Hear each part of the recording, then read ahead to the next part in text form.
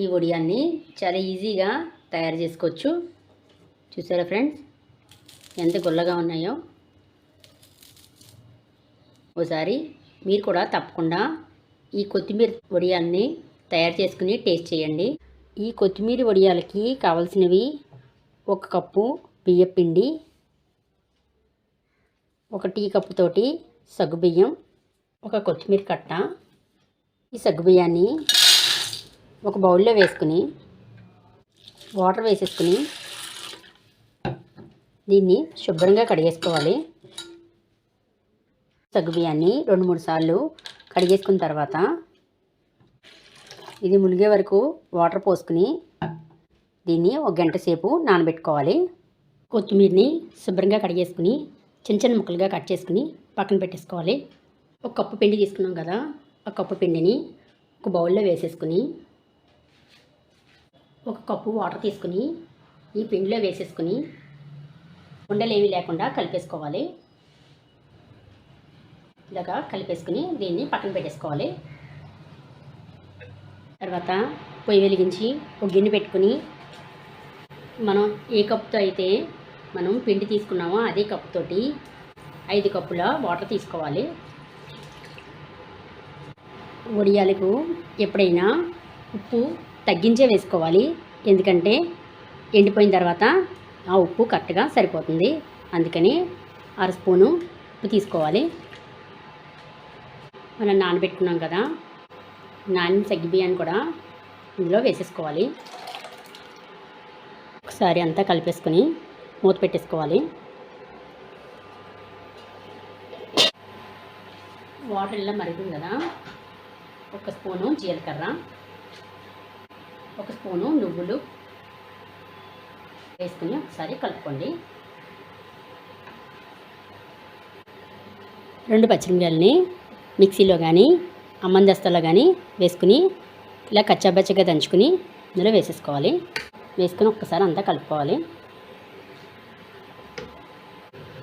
కలిపేసుకున్న తర్వాత మనం కట్ చేసి పక్కన పెట్టుకున్న కొత్తిమీరని అంతా వేసేసుకోవాలి.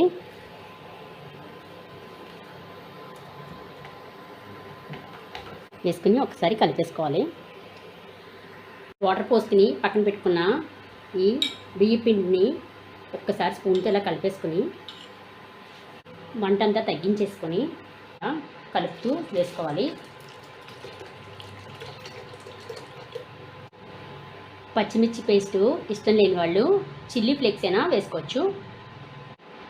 పిండి వేసిన తర్వాత ఇలా కలుపుతూ ఉండాలి, లేకపోతే అడుగున మాడిపోతుంది.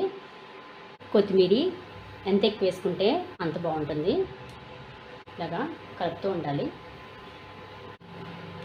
ఇలా ఉడుకుతుంది కదా, ఇలా ఉడుకుతున్నప్పుడు టేస్ట్ని చెక్ చేసుకుంటే ఏదైనా అడ్జస్ట్ అయితే చేసుకోవచ్చు.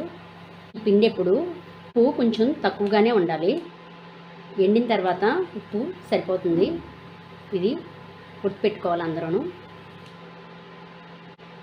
సమానంగా వేసుకోవాల్సిన అవసరం లేదు, కొంచెం తగ్గించే వేసుకోవాలి. పిండి వేసిన 10 నిమిషాల తర్వాత ఇలాగా బబుల్స్ వస్తున్నాయి కదా, ఇలా వచ్చినప్పుడు ఒక గరిటెలో పట్టుకుని దీన్ని ఇలా అన్నామంటే పిండి ఈ విధంగా ఉంటే మనకి ఉడికినట్టు. ఇప్పుడు మనం స్టవ్ ఆఫ్ చేసేసుకోవచ్చు. చూసారా ఫ్రెండ్స్, మనం పెట్టింది గీత అలాగే ఉంది. ఇప్పుడు మనం ఇది ఉడికిపోయింది, ఇది స్టవ్ ఆఫ్ చేసేసుకోవాలి. ప్లాస్టిక్ కవరు ఈ విధంగా పెట్టేసుకుని చిన్న గుంట గరిటతో ఇలాగా వడియాల కింద పెట్టేసుకోవాలి. కవర్ లేని వాళ్ళు కాటన్ క్లాత్ మీద ఈ వడియాల్ని పెట్టుకోవచ్చు. ఈ విధంగా వడియాలన్నీ పెట్టేసుకున్న తర్వాత వీటిని ఒక రోజంతా ఎండలో ఎండబెట్టేసుకోవాలి. ఒక రోజంతా ఎండలో ఎండబెట్టిన తర్వాత ఈ విధంగా ఎండిపోతాయి. వీటిని వేడి నూనెలో వేయించుకోవాలి. పొయ్యి వెలిగించుకుని నూనె వేడి చేసుకుని నూనె వేడెక్కిన తర్వాత వడియాలు వేసుకుని 2 వైపులా వేయించేసుకుని 2 వైపులా వేగిన తర్వాత టిష్యూ పేపర్ ఉన్న ప్లేట్లోకి ఈ వడియాల్ని తీసేసుకోవాలి. ఈ విధంగా కొత్తిమీరతోటి వడియాల్ని తయారు చేసుకోవచ్చు. ఈ వడియాల్ని చాలా ఈజీగా తయారు చేసుకోవచ్చు.